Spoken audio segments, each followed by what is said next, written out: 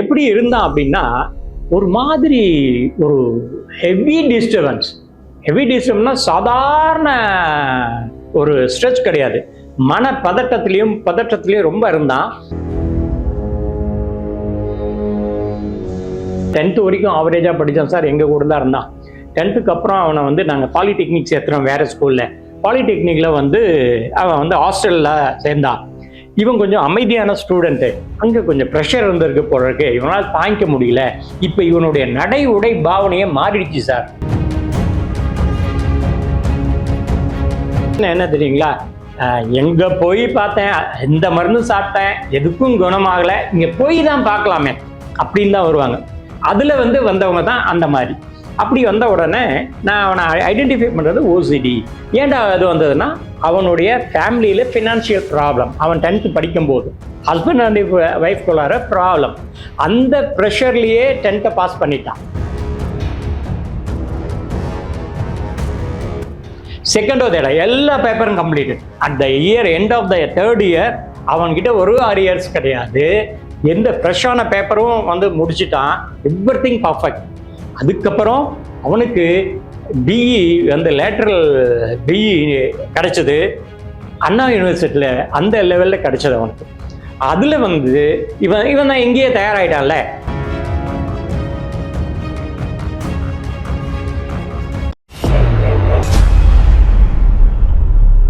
நண்பர்களே, என்கிட்ட ஒரு பையனை கூட்டிட்டு வந்தாங்க, ஒரு ஸ்டூடெண்ட்.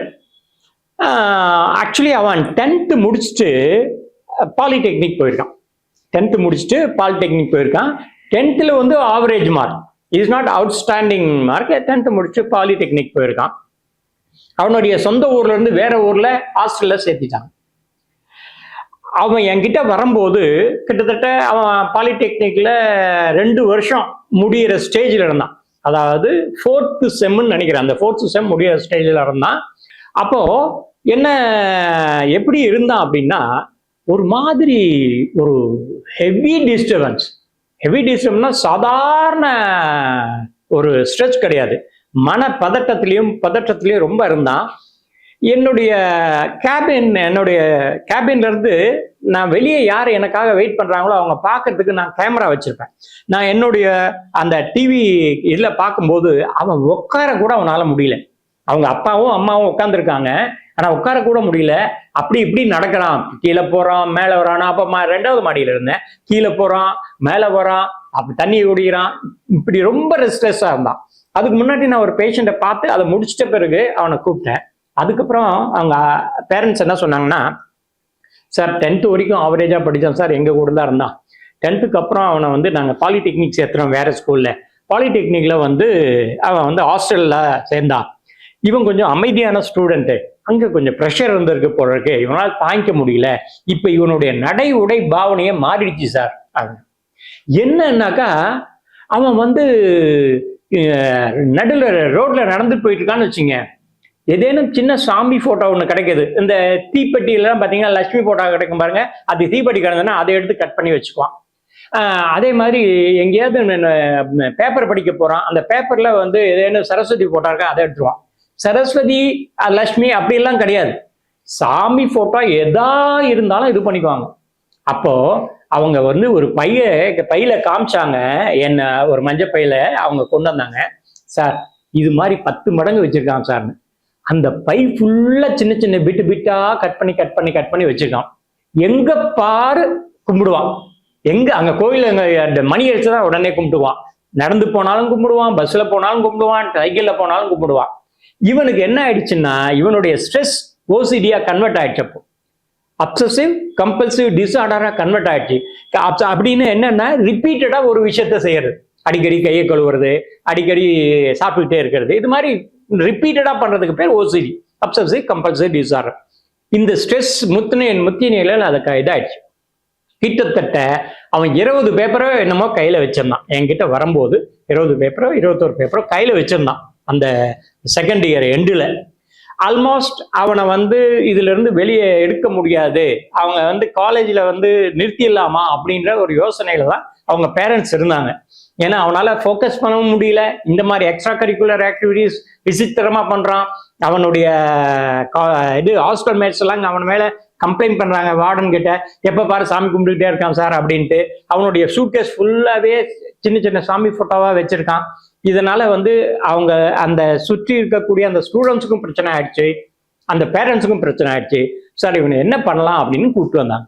சம்படி யாரோ நல்ல என்கிட்ட குணமானவங்க அவங்களுக்கு ரெஃபர் பண்ணியிருக்காங்க. நான் சேலம், அவங்க வெளியூர்ல இருக்காங்க. அவங்க சொன்ன உடனே சரி இதை பார்க்கலாமே அப்படின்னு.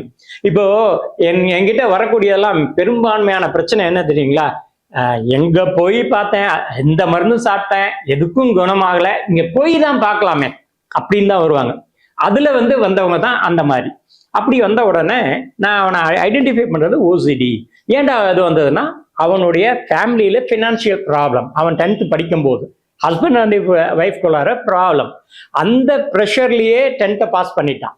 அதுக்கப்புறம் இவன் வீட்டை விட்டு வந்துட்டான். இவன் ஒரே பையன், வீட்டுக்கு அவனுக்கு தங்கச்சி ஒருத்தர் இருக்கா, ஒரே பையன். அந்த டைம்ல வீட்டை விட்டு அவன் ஹாஸ்டல்ல தங்கணும்னே புதிய அட்மாஸ்பியர், பயந்த சுபாவம் உள்ள மனுஷன், புதிய அட்மாஸ்பியர். ஹாஸ்டல்ல இருக்கக்கூடிய பசங்க இவனை விட தடியா இருக்காங்க, ரொம்பவும் ஆக்டிவா இருக்காங்க இவனை விட. அவங்களுடைய ஃபாஸ்ட்டுக்கு இவனால ஈடு கொடுக்க முடியல. அனதர் ஒன் திங், 10th விட polytechnic subject heavy. So heavy சப்ஜெக்டுக்கு ஏற்ற மாதிரி இவன் ஒர்க் அவுட் ஆகல. இது எல்லாமே சேர்ந்து டிப்ரெஷன் ஆனவன ஓசிடியா கன்வெர்ட் ஆயிடுச்சு. ஆஃப்டர் தட் நான் அவனுக்கு அப்போ நான் 3 பண்ணிட்டு இருந்தேன். ஒன்று ஹிப்னோதெரப்பி, அடுத்தது flower remedy, Bach flower remedy, then aromatherapy. 3 தான் பண்ணுவேன் நான். இப்போ அரோமா தெரப்பி பண்றதில்லை, இந்த 2 தான் பண்றேன்.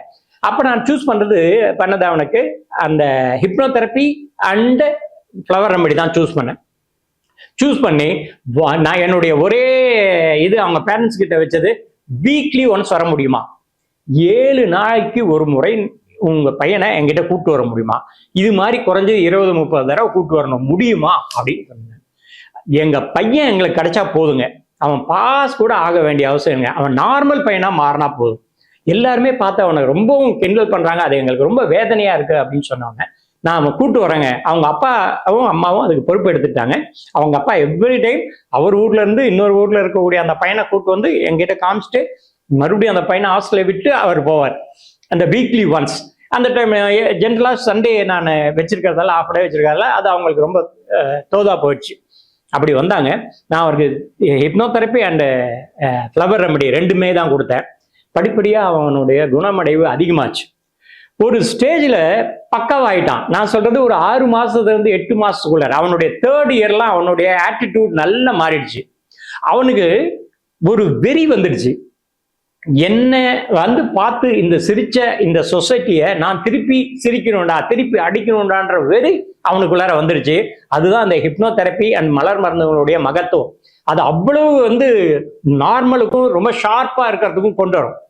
அது அவனுக்கு வந்த உடனே படிப்பு மேல வெறி எடுத்து படிக்க ஆரம்பிச்சான். இந்த சாமி கும்பிடுறது மற்ற இதெல்லாம் சுத்தமா விட்டுட்டான். கும்பிடுவான், ஆனா அந்த அளவுக்கு பழைய அளவுக்கு இல்லை, தேவையான அளவுக்கு கும்பிட்டுட்டு ஃபுல்லா படிக்க ஆரம்பிச்சான்.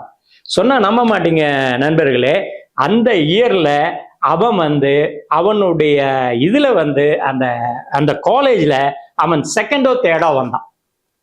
2nd or 3rd எல்லா பேப்பரும் completed. At the year end of the 3rd year அவன்கிட்ட ஒரு arrears கிடையாது. எந்த ஃப்ரெஷ்ஷான பேப்பரும் முடிச்சுட்டான். Everything perfect. அதுக்கப்புறம் அவனுக்கு பிஇ லேட்டரல் பிஇ கிடைச்சது அண்ணா யூனிவர்சிட்டியில. அந்த லெவல்ல கிடைச்சது அவனுக்கு. அதுல இவன் தான் எங்கேயே தயாராயிட்டான்ல. அதுக்கப்புறம் பெருசா என்கிட்ட ட்ரீட்மெண்ட்டுக்கு வரல. அப்பப்போ வரும்போது ஹாய் அங்கிள்னு பார்த்து போவான். ஏதாவது டவுட்டா இருந்தாக்கா போன்ல கேட்டுக்குவான். அந்த பிஇல அவன் கோல்டு மெடலிஸ்ட். இன்னைக்கு அவன் யூஎஸ்ல கம்ஃபர்ட்டா இருக்கான்.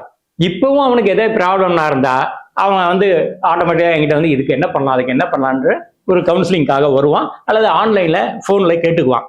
நான் எதுக்காக சொல்றேன்னாக்கா நண்பர்களே, இன்னைக்கு இப்ப எக்ஸாம் முடிஞ்சிருக்கு, எக்ஸாம் முடிஞ்சு நிறைய பேப்பர் ஃபெயிலே ஆயிடுச்சே அப்படின்னு நொந்து போயிருப்பாங்க. நிறைய பசங்க தற்கொலை பண்ணிக்குவாங்க, அல்லது அதோட ஒரு இன்ட்ரெஸ்ட் இல்லாம வேற பக்கம் அவங்களோட டீவியேஷனை திருப்பிடுவாங்க, படிப்புன்றது இல்லாம. இது ஒரு பெரிய மேட்டரே கிடையாது. உங்க சப்கான்சியஸை நீங்க டியூன் அப் பண்ணி வச்சுட்டீங்கன்னா உங்களால் எவ்வளவு பேப்பரா இருந்தாலும் முடியும். எவ்வளவு பேப்பரா இருந்தாலும் எழுத முடியும். இது மாதிரி எனக்கு நிறைய இதை சொல்லுவேன் நான். நிறைய பசங்க பொண்ணுங்க என்கிட்ட இருக்காங்க. பொண்ணுங்க விட பசங்க தான் அதை இந்த அரியர்ஸ் வைக்கிறது அதிகம். நிறைய எக்ஸாம்பிள் நான் சொல்ல முடியும். முதல்ல நான் இப்ப இங்க சொல்ல வர்றது என்னன்னா, நீங்க ஸ்ட்ரெஸ் ஆகாதீங்க, டிப்ரெஷன் ஆகாதீங்க எக்காரணத்தை கொண்டும். இது ஒரு பெரிய விஷயமே கிடையாது. என்ன இதுக்கு காரணம், ஃபர்ஸ்ட் எந்த ஒரு ஸ்டூடெண்ட் ஆகும் ஃபர்ஸ்ட் செம்மில் ஒரு 2-3 பேப்பர் 4 பேப்பர் வச்சுட்டாங்கன்னா அவங்க அப்படியே கண்டினியூ பண்ணிட்டே வருவாங்க. ஏன்னா ஃபர்ஸ்ட்லயே கான்ஃபிடென்ட் விட்டுறாங்க, டிவியேட் ஆயிடுது அவங்களோடது. ஃபர்ஸ்ட் முடிஞ்ச வரைக்கும் நீங்க முதல் செம்மில் இருக்கிற எல்லா பேப்பரையும் அட்லீஸ்ட் பார்டர்லயாச்சும் பாஸ் பண்ண போங்க. ஓகே, அதை முடிச்சிட்டிங்கன்னா அடுத்த மீதி வரக்கூடிய செமஸ்டர்லாம் உங்களால் சக்சஸ்ஃபுல்லாக பண்ண முடியும். ஈவன் தோ இந்த மாதிரி ஏதேனும் நிறைய பேப்பர்ஸ் அரியர்ஸ் இருக்கு, இல்லை எனக்கு ப்ளஸ் 2லயோ 10த்லயோ எனக்கு வந்து ரொம்ப முடியல, ஃபோக்கஸ் பண்ண முடியலன்னா, நம்ம மூளையை ஃபோக்கஸ் பண்ண வைக்கிறதுக்குன்னு ஹிப்னோதெரப்பியில அற்புதமான சில டெக்னிக்ஸ் எல்லாம் இருக்கு, மலர் மருந்துகள் இருக்கு. அதை கொண்டு நீங்க வந்து மேக்சிமம் உங்க டேலண்ட் எவ்வளோ அதை நீங்க ரைஸ் பண்ணிக்கலாம். நல்லா தெரிஞ்சுங்க, உங்களுடைய டேலண்ட் இவ்வளவுதான் இருக்கு, இதுதான் ராக் பாட்டம், இவ்வளவுதான் டேலண்ட் உங்களுக்கு இருக்குன்னா இந்த ஹிப்னோதெரப்பிலையோ ஃப்ளவர் ரெமடியிலோ இவ்வளவு கொண்டு வர முடியாது. இது மேஜிக் கிடையாது, இட்ஸ் நாட் மேஜிக். இவ்வளவு இருக்கு, ஆனா இவ்வளவுதான் நீங்க வந்து இப்ப யூஸ் பண்றீங்கன்னா வாட் இஸ் த மேக்சிமம் லெவல்ல உங்களால யூஸ் பண்ண முடியும் த்ரூ ஹிப்னோதெரப்பியாலையும் ஃப்ளவர் ரெமடியாலும். இந்த பதிவு உங்களுக்கு ரொம்ப யூஸ்ஃபுல்லா இருக்கும்னு நினைக்கிறேன்.